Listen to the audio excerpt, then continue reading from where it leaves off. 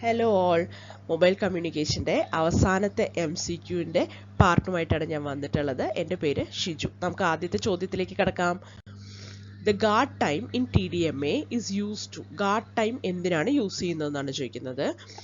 Synchronise users, prevent overlapping of adjacent time slots, encode data, provide authentication. ഇതെന്തിനാണ് നമുക്ക് കൃത്യമായിട്ട് അറിയാമല്ലോ, ഇതിനു മുമ്പ് പഠിച്ചിട്ടുള്ളതാണ് നമ്മൾ. It prevents overlapping of adjacent time slots. Okay, അടുത്ത ചോദ്യം.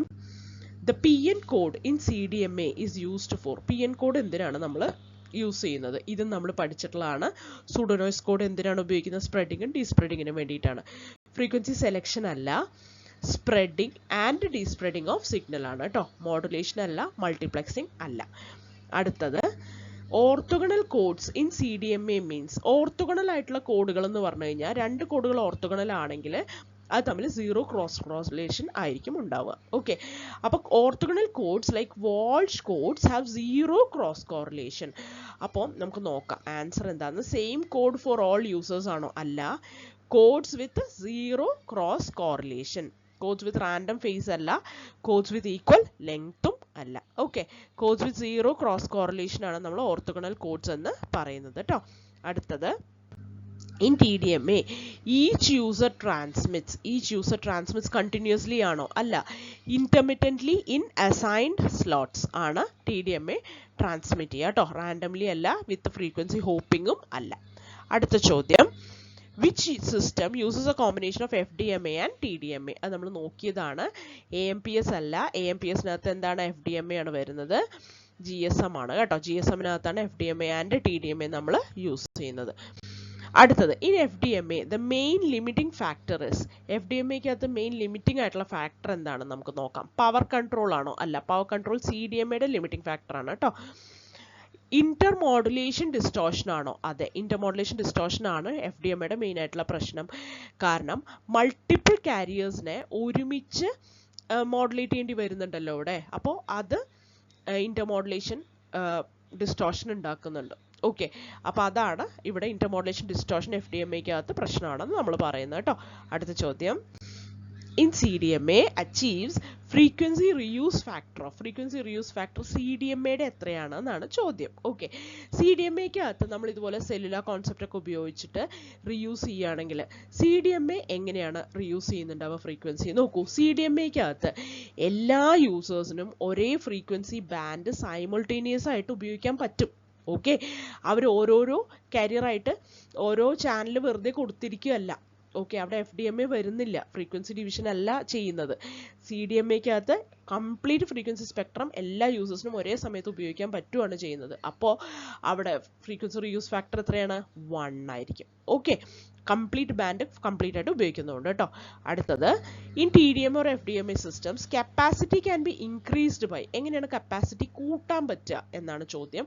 കപ്പാസിറ്റി കുറയ്ക്കുന്ന ഫാക്ടർ അപ്പം എന്താണെന്ന് ആലോചിച്ച് നോക്കൂ. TDMAക്കകത്തും FDMAക്കകത്തും കപ്പാസിറ്റി കുറയ്ക്കുന്ന ഫാക്ടർ എന്ന് പറയുന്നത് എന്താണ്? ഗാർഡ് ടൈമും ഗാർഡ് സ്പേസും ആണ് അല്ലേ. നമുക്കറിയാം ഗാർഡ് ബാൻഡ് ആണ് FDMAക്കകത്ത് കുറേ ആവശ്യമില്ലാതെ നമ്മൾ ബാൻഡ് വിത്ത് യൂട്ടിലൈസേഷൻ എഫിഷ്യൻസി കുറയ്ക്കുന്നത് ആരാണ്? ഗാർഡ് ബാൻഡുകൾ വെറുതെ കൊടുക്കുന്നതുകൊണ്ടാണ് അല്ലേ. അതേപോലെ TDMAക്കകത്തും ഗാർഡ് ടൈം കൊടുക്കുന്നതുകൊണ്ടാണ് നമുക്ക് പ്രശ്നം ഉണ്ടാവുന്നത്, കൂടുതൽ എഫിഷ്യൻ്റ് ആയിട്ട് ഉപയോഗിക്കാൻ പറ്റാത്തത്. അപ്പോൾ it can be increase by reducing guard time and guard band. A ആണ് ആൻസർ കേട്ടോ. ഇൻക്രീസിങ് സെൽ സൈസ് അല്ല, ഇൻക്രീസിങ് ട്രാൻസ്മിറ്റ് പവർ അല്ല, ഡിക്രീസിങ് ഫ്രീക്വൻസി റീയൂസ് അല്ല. ഓക്കെ, അപ്പോൾ ഗാർഡ് ടൈമും ഗാർഡ് ബാൻഡും കുറച്ച് കഴിഞ്ഞാൽ നമുക്ക് കപ്പാസിറ്റി കൂട്ടാൻ പറ്റും. അടുത്ത ചോദ്യം, a cellular system has a total bandwidth of 33 MHz and each channel requires 200 kHz. If the system uses n equal to 7 cluster reuse, then find the number of channels per cell. അപ്പോൾ മൊത്തം band width 33 MHz ആണെന്ന് പറയുന്നുണ്ട് അല്ലേ. ഓരോ ചാനലിൽ 200 kHz വേണമെന്നും പറയുന്നുണ്ട്. അപ്പോൾ മൊത്തം എത്ര ചാനലുണ്ട്? 33 MHz ഡിവൈഡഡ് ബൈ 200 kHz, അത് 165 ആണ്. ഇനി ഒരു സിസ്റ്റത്തിൽ n=7 ആണ് ക്ലസ്റ്റർ റിയൂസ് സൈസ് എന്ന് പറഞ്ഞാൽ n=7 ആണ് ക്ലസ്റ്റർ എങ്കിൽ find the number of channels per cell എന്നാണ് ചോദിക്കുന്നത്. ഒരു സെല്ലിൽ എത്ര ചാനൽ ഉണ്ടാവും? അപ്പോൾ മൊത്തം 7 ചാനലല്ലേ മൊത്തം ആ സിസ്റ്റത്തിലുള്ളത്. അപ്പോൾ 167 5/7 അത് 23.5 ആണ്. നമ്മളപ്പോൾ 24 എടുക്കില്ല. കാരണം എന്താണ്? 24 ഇല്ല കൊടുക്കാൻ. 23.5 എന്ന് പറഞ്ഞാൽ 23 എന്തായാലും കൊടുക്കാനുണ്ടല്ലോ ഓരോ സെല്ലിനും. ഓക്കെ, അത്രയും ചാനൽസ് കൊടുക്കാനുണ്ടല്ലോ. അപ്പം നമ്മൾ എന്ത് ചെയ്യും? 23 എന്നേ എടുക്കുള്ളൂ കേട്ടോ. അപ്പോൾ 23 എന്നാണ് അവിടെ എടുക്കേണ്ടത്. Find the number of channels per cell 23 ആണ് കേട്ടോ. അടുത്ത ചോദ്യം, if each cell has 57 channels and cluster size is n equal to 19, find the total number of channels in the system. Okay, മൊത്തം 57 ചാനൽ ഉണ്ട്, ക്ലസ്റ്റർ സൈസ് 19 ആണ്. അപ്പോൾ total number of channels എത്രയാണ്?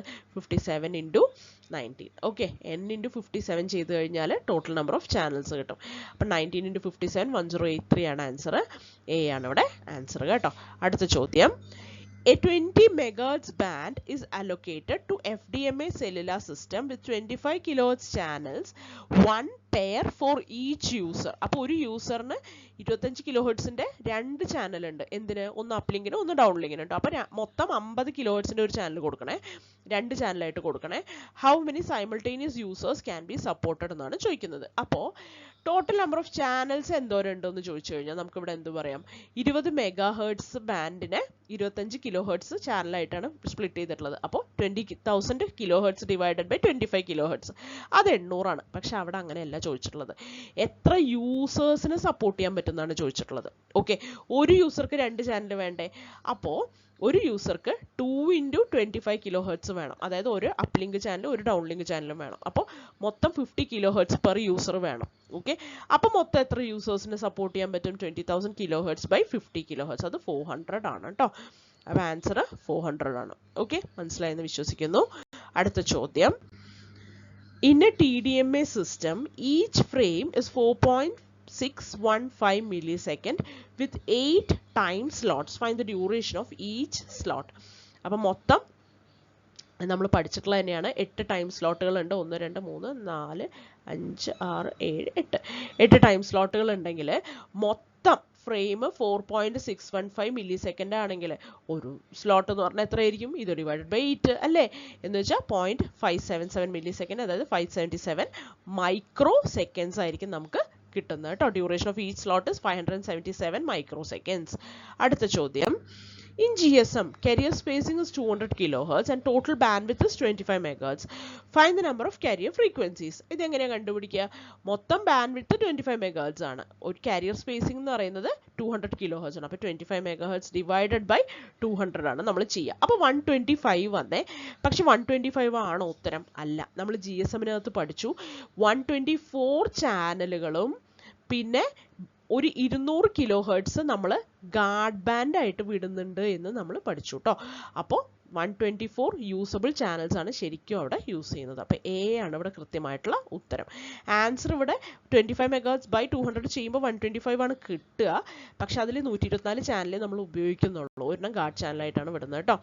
അടുത്തത്, if a cell radius is 1 kilometer and the distance between co-channel cells is 4.6 kilometer, find the cluster size n. അപ്പം നമുക്കറിയാം d/r reuse ratio Q എന്ന് പറയുന്നത് d/r ആണ്. അതെന്ന് പറഞ്ഞാൽ √3n ആണ്. ഇതൊക്കെ കഴിഞ്ഞ തൊട്ട് മുമ്പത്തെ ഡിസ്കഷനിൽ നമ്മൾ പറഞ്ഞതാണ് കേട്ടോ. MCQ 3 നമ്മൾ പറഞ്ഞിട്ടുള്ളതാണ് ഇതൊക്കെ. അപ്പോൾ ഇതിനകത്ത് എല്ലാം തന്നിട്ടുണ്ട് അല്ലേ. ഡി എന്ന് പറയുന്നത് എത്രയാണ്? 4.6. ഡിസ്റ്റൻസ് ബിറ്റ്വീൻ കോ ചാനൽ സെൽസ് 4.6 തന്നിട്ടുണ്ട്. Cell radius 1 kilometre, r 1 kilometre തന്നിട്ടുണ്ട്. n കണ്ടുപിടിക്കാനേ പറഞ്ഞിട്ടുള്ളൂ. അപ്പോൾ n എന്ന് പറയുന്നത് നമ്മൾ 4.6² / 3 എന്ന് വരും. അതായത് ഇത് ഓരോന്ന് ഇട്ട് കൊടുക്കുക കേട്ടോ. ഡിയും ആറും ഇട്ട് കൊടുക്കുക. അപ്പോൾ n എത്രയാണെന്ന് കിട്ടുന്നത് നോക്കുക. അപ്പോൾ n എന്ന് പറയുന്നത് എത്രയാണ്? 4.6² / 3 എന്ന് വരും.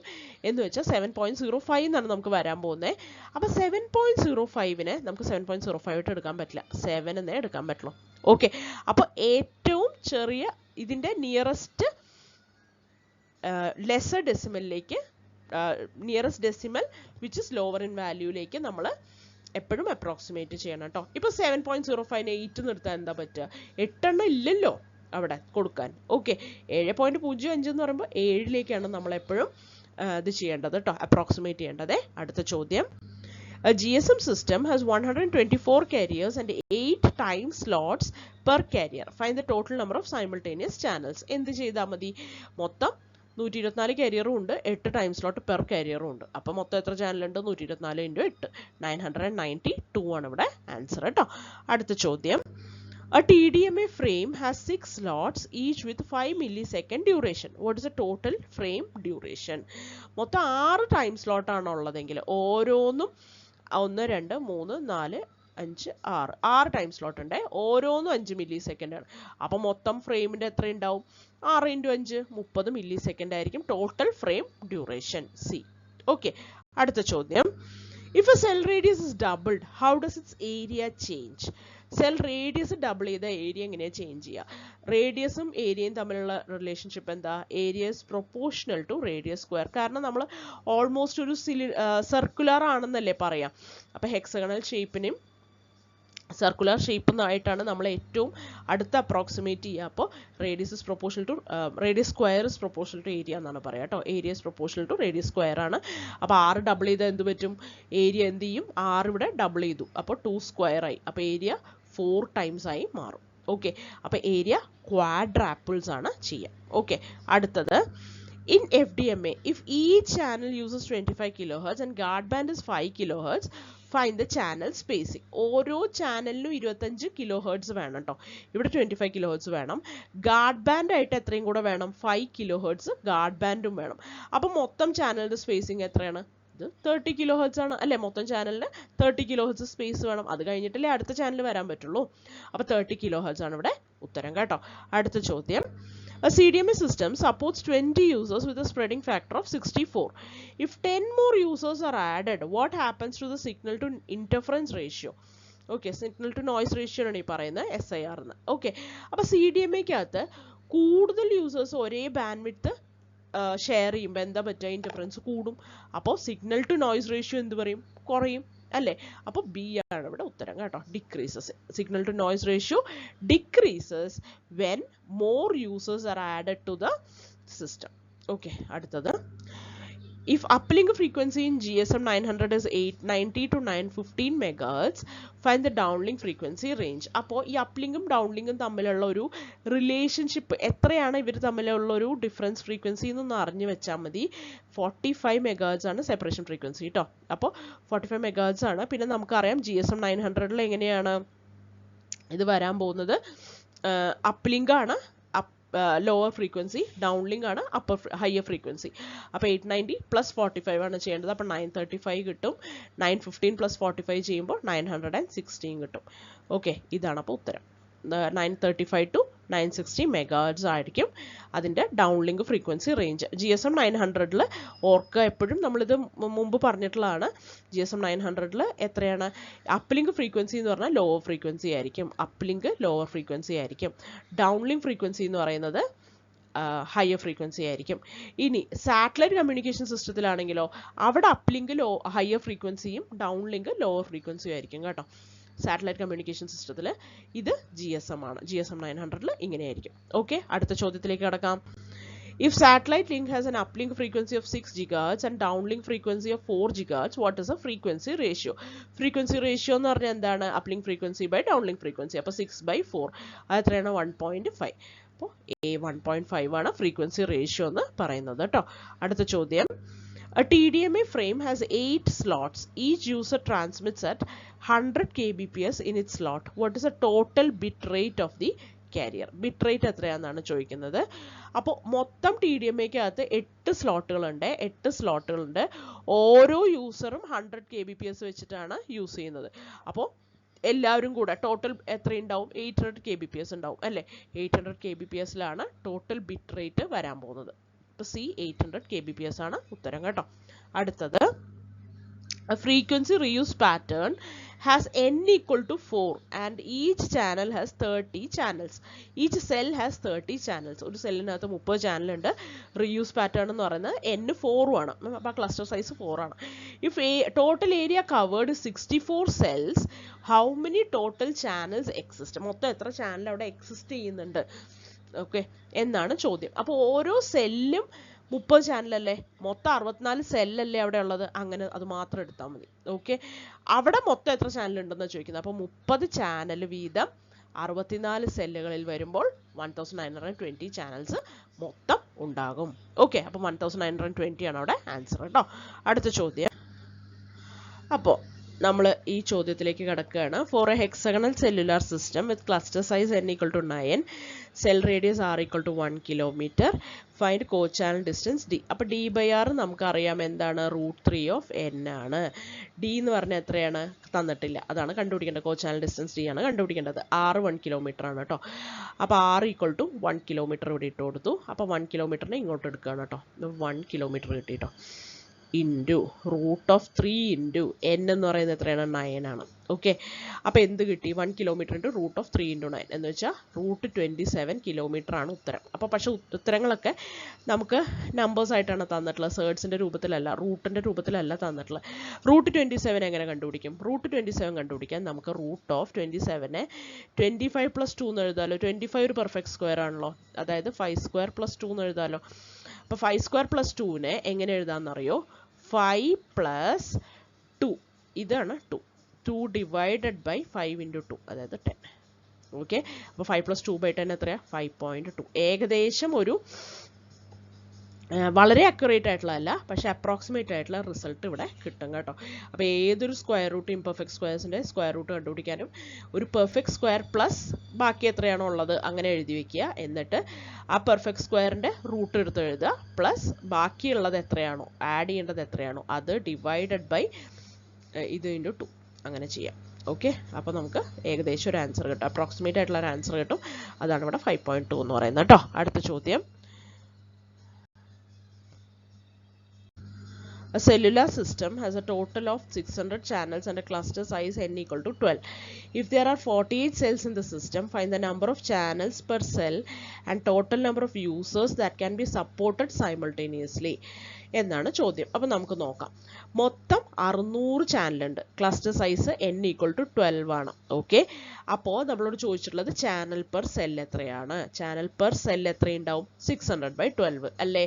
600/12 50 ആണ് ചാനൽ പെർ സെൽ. അപ്പോൾ നമ്മൾ നോക്കുമ്പോൾ 50 പെർ സെൽ ആകെ ഒരെണ്ണത്തിൽ ഉത്തരം വന്നിട്ടുള്ളൂ. അപ്പോൾ ടോട്ടൽ യൂസേഴ്സ് 2400 ആണോ എന്നും കൂടെ ഒന്ന് ചെക്ക് ചെയ്താൽ മതി.